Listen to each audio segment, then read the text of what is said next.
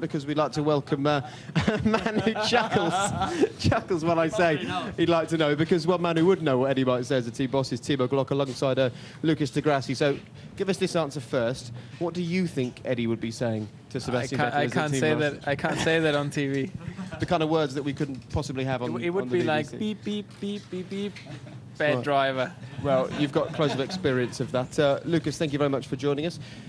Explain to us what it was like out there for the drivers today. Today was a very, very long race.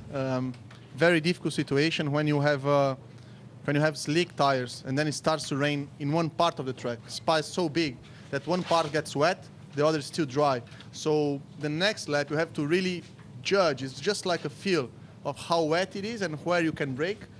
Trying to get to the limit, but without, if you miss by maybe 1 or 2 meters, you can end up in the wall. So very, very difficult situation. Is there a level of enjoyment in that, though? You're fighting other drivers, but you're actually fighting the conditions as well, and it's where great drivers can prevail.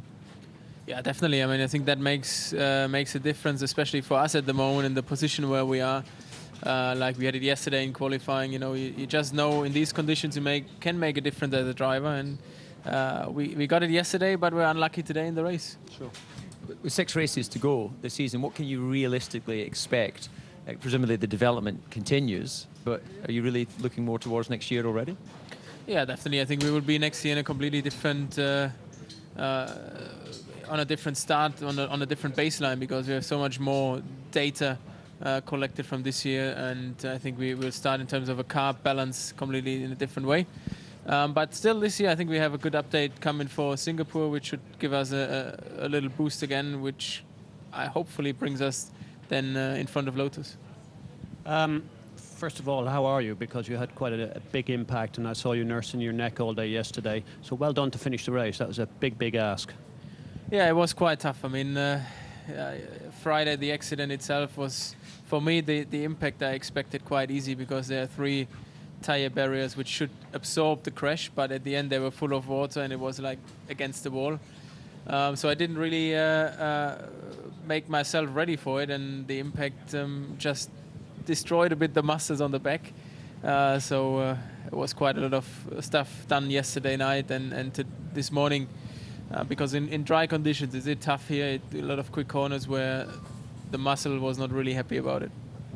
Timo, we obviously had many changeable conditions today. What part of the race was the most difficult from inside of the car from either of you guys? For me, the most difficult part was when we started to gamble and go to heavy wets, and you know it's not going to rain. You have to save the tires and just let everyone pass and just stay easy and not destroy the tires is a difficult part. And at the end, I think we just took the gamble a bit too much, and it didn't pay off. But you know, you have to be every time concentrated, don't do any mistakes, every time feeling what the car and what the tire is doing, and that's the key point. Lucas, I know that you're part of the Twitter community. I've been keeping my eye across the tweets while we're sitting here, and actually a lot of people are wanting to know how your rookie year is going. Fun? Difficult? How would you describe it? I think every of these adjectives, it's good. I mean, as a rookie year, you cannot expect that much. I've been trying to learn as much as I can from Timo, from the team, trying to evolve together. It's a rookie year for the team as well. So seeing how a Formula 1 car develops, and really just trying to do my best every race.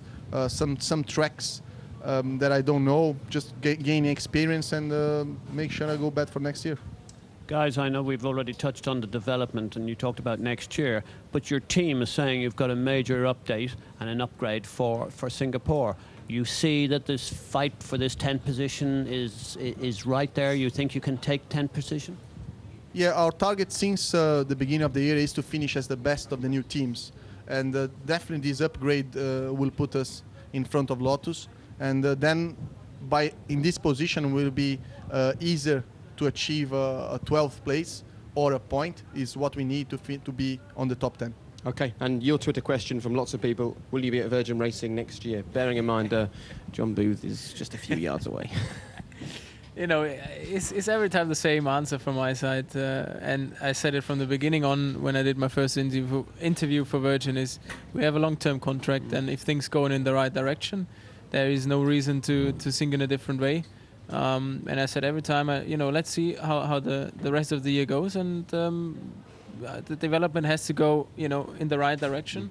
Otherwise, I can be quite an unhappy man. That sounds like a very pointed message. Is it going in the right direction today? If you had to make that decision today, is it good enough for you? Yeah, I mean, if you see Silverstone, if you see all the other races we did in the last couple of months, the direction is going in the right direction, and we are every time a bit unlucky in race situations like we were today. Qualifying looks much better, but we just need a bit of luck in racing and get more on better positions in the race. Okay, Lucas, thank you very much. Timo, go and get that neck worked on once again, because it might need a bit of work before Monza. Thank you. Thank you both very much indeed, and well done today. I'll take the mic from you, and we can swap places.